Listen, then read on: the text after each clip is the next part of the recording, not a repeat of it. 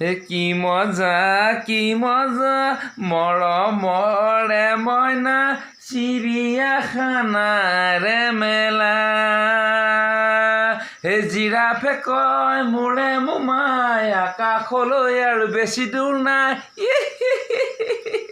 দেখিছা এনেকৈ অকণমান ফূৰ্তি ফাৰ্তা কৰি তোমালোকে থাকিবা দেই